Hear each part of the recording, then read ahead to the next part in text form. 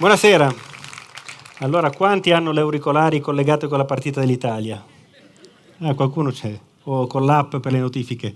Perché un po' mi sento un po' in quel pezzo di film della corazzata Potionchi, no? Di Fantozzi, però dalla parte sbagliata. No. Allora, i film come quello di Fantozzi, così come il teatro, così come i fumetti, sono tutte delle finzioni, però sono dei linguaggi che forse delle volte ci raccontano delle verità meglio di tante parole. E stasera parliamo di supereroi e partiamo col primo supereroe. Ho scelto Superman, supereroe per antonomasia. Superman è un po' particolare perché è un supereroe al contrario. Tutti i supereroi nei fumetti sono degli umani che si travestono da supereroi, mentre Superman è un supereroe che si traveste da umano, perché lui viene da un altro pianeta, da Krypton, e il costume, il mantello è fatto con la coperta con cui è venuto sul pianeta Terra. E Superman mi ispira il tema del talento. E la prima considerazione che faccio è che Superman su Krypton è un normodotato, è normale come tutti gli altri, sulla Terra invece ha dei superpoteri straordinari. Allora il talento è una questione di contesto, cioè ciascuno di noi ha del talento, ha delle abilità che gli vengono un po' meglio degli altri, ma deve trovare, secondo me, deve avere il coraggio di trovare il contesto dove può esprimere questo potenziale. E se noi siamo dei leader, secondo me è un dovere trovare i contesti dove i nostri follower, collaboratori possono dare il meglio. È finita l'epoca di vedere, secondo me, ad esempio, le organizzazioni come delle fotografie, dove tu c'è la casellina e metti dentro la persona. No? Le organizzazioni sono come dei film, no? E quindi devi lavorare nel tempo. E allora puoi fare convergere quelle che sono la tua organizzazione con il talento dei tuoi collaboratori, delle persone che ti seguono, e piano piano far convergere talento e posizione che occuperanno. Così le persone svilupperanno il loro potenziale e tu avrai un'organizzazione super performante. E poi un'altra cosa che mi insegna Superman sul talento è che la cosa particolare che è un po' comune a tutti i supereroi, perché quando acquisiscono i superpoteri devono imparare a usarli. Allora, quando noi abbiamo un talento, secondo me è nostro dovere, soprattutto all'inizio, investire tempo ed energie per svilupparlo. Non dobbiamo accontentarci che qualcosa ci venga meglio degli altri, dobbiamo trasformarlo in eccellenza, e per far questo dobbiamo continuare a imparare, studiare e dall'altra parte allenarci, mettere in pratica anche sbagliando per potenziare appunto il nostro talento. Però arriverà un certo punto in cui i miglioramenti diventeranno sempre più difficili e le energie per migliorare sempre più grandi. E tra l'altro poi a un certo punto, quando si è vicino all'eccellenza, i miglioramenti li colgono soltanto pochissime persone, gli esperti, no? Se noi guardiamo uno sport che non conosciamo, non riusciamo a capire la grandezza del gesto tecnico, no? A me una volta, una notte insonne, per la televisione vedo il curling, non so se avete presente il curling, lo sport invernale, no? Vedevo queste bocce sul ghiaccio, le persone con la scopetta, e mi veniva da dire: questa roba qua posso andare anch'io alle Olimpiadi, no? Perché? Perché non conoscendo quello sport non riesco ad apprezzare il gesto tecnico. Allora quando noi cresciamo, abbiamo investito nella prima parte della nostra vita sul talento, lì dobbiamo avere la forza e il coraggio di investire nel nostro non talento, cioè di investire in quelle attività che proprio non ci vengono. Perché? Perché lì, visto che partiamo molto dal basso, con poco possiamo raggiungere dei buoni risultati. Non diventeremo dei fenomeni lì, ma dei buoni risultati, e la nostra performance complessiva sarà di grande, migliorerà di tantissimo. Questo è Superman. Poi un altro supereroe interessante e intrigante è Wonder Woman. È la prima supereroina della DC Comics, è del 1941. E quando nasce questa supereroina, perché prima sono nati supereroi maschi, no? Come sempre, no? A quell'epoca non parte benissimo, no? Perché è una donna guerriera, per cui parte con attributi maschili, no? E c'è stato tutto un periodo in cui una donna, per esprimersi, doveva in qualche modo copiare gli uomini, no? E il peggior complimento che si poteva fare è: quella donna ha le P, no? Dargli delle caratteristiche di genere maschile, no? Come se brava perché sei come un maschio. Invece Wonder Woman si evolve man mano nell'epoca fino ai film di oggi e rappresenta sempre un po' come si è sviluppata la leadership al femminile, molto interessante, perché ad esempio negli anni 70 diventa un'icona femminista e oggi nell'evoluzione che sta compiendo abbiamo una supereroina indipendente che non ha paura di stare da sola, perché è legata al passato ma non fa della tradizione un modello assoluto. Cioè, per dire, no, allora per essere realizzata devi sposarti, avere un figlio maschio e un figlio femmina, no? Lei riconosce questa tradizione ma non diventano un vincolo per l'autorealizzazione. E poi è l'intelligenza emotiva, non nasconde le proprie emozioni, non ha paura di mostrarle.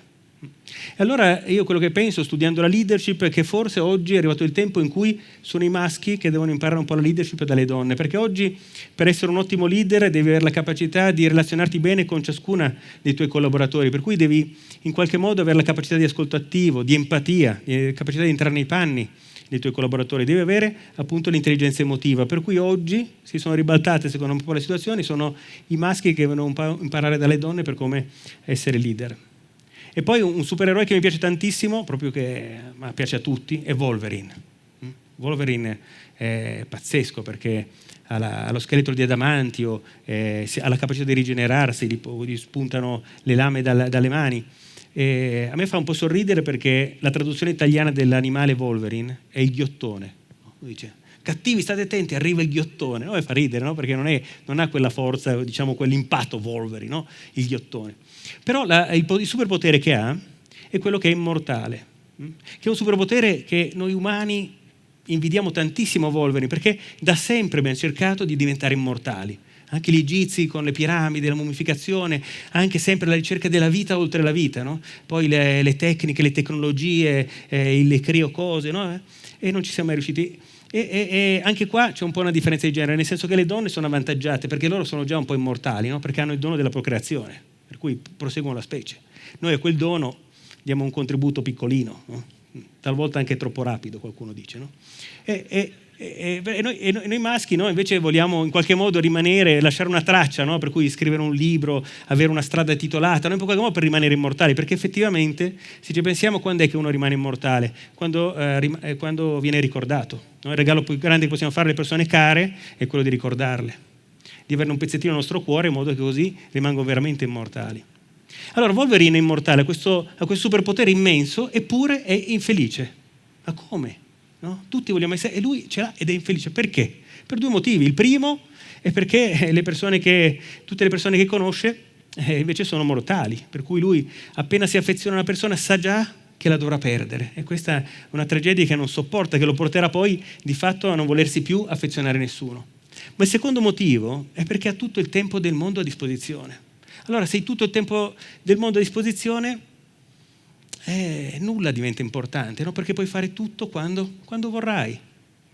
E questo, secondo me, è un insegnamento molto grande per noi, perché noi che siamo mortali, siamo fortunatamente mortali, abbiamo una scadenza, anche se fortunatamente non sappiamo quando sarà, ci permette questo tempo limitato di farci concentrare sulle cose veramente importanti.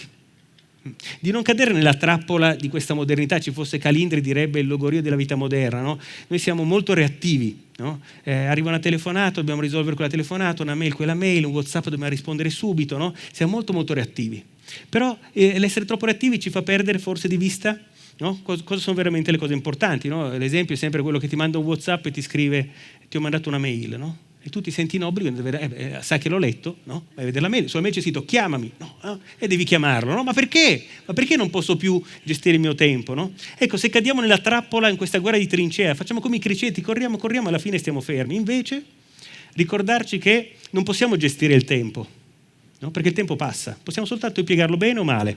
E Wolverine mi ricorda tutte le volte che tu devi impiegarlo bene per le cose importanti. E poi ci sono i Fantastici 4. I Fantastici 4 sono il primo gruppo della Marvel, no? Sono del 1961.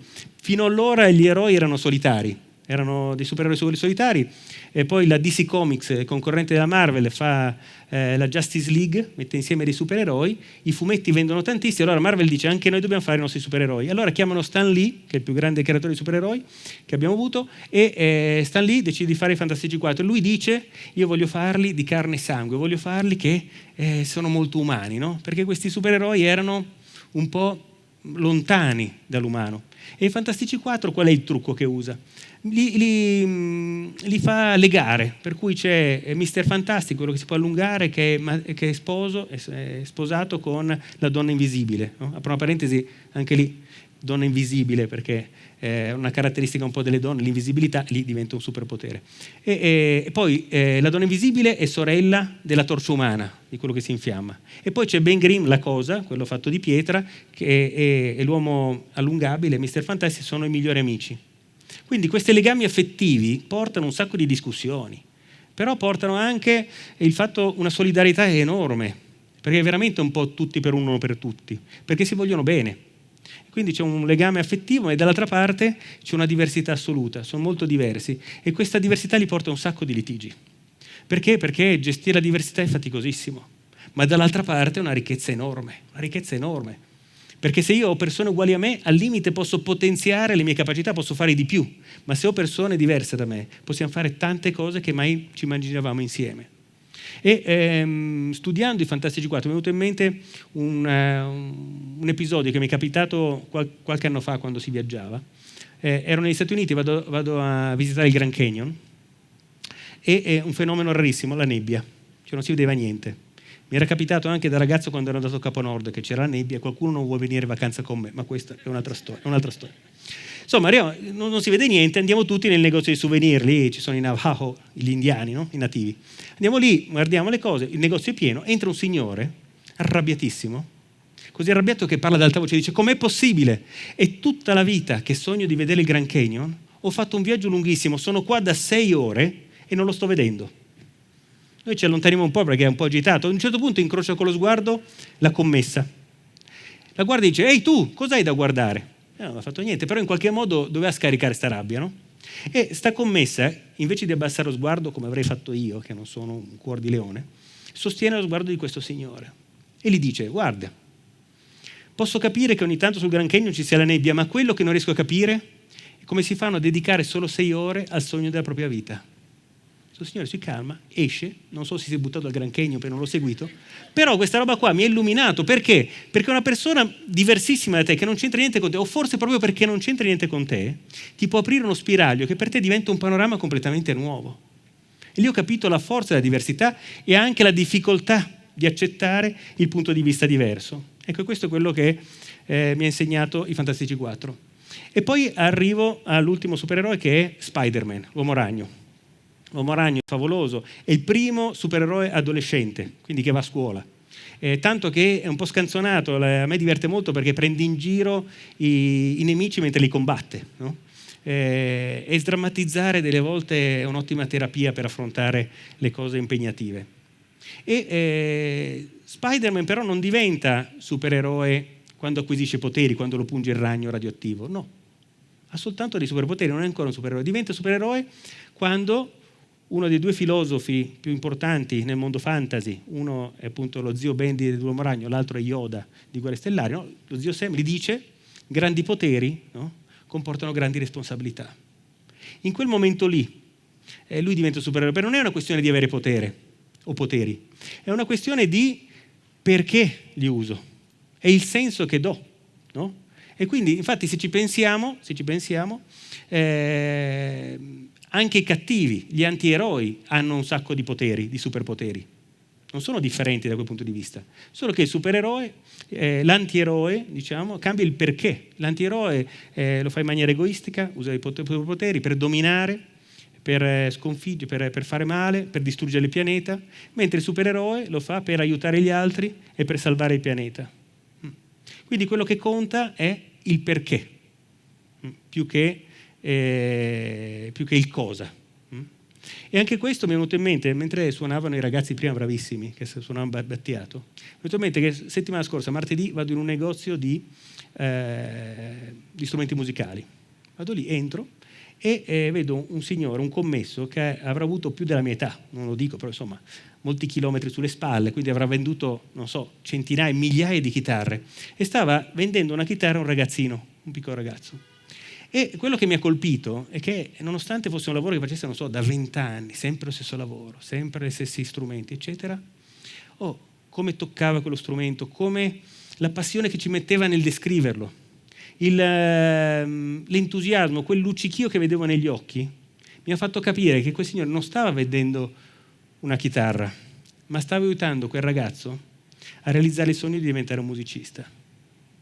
Allora, ricordarci ogni tanto il perché facciamo le cose, forse è la lezione più importante che mi hanno dato i supereroi, e forse tutte le volte che noi facciamo un gesto così, con un perché importante, stiamo in qualche modo esercitando i nostri superpoteri, probabilmente senza saperli di avere. Grazie.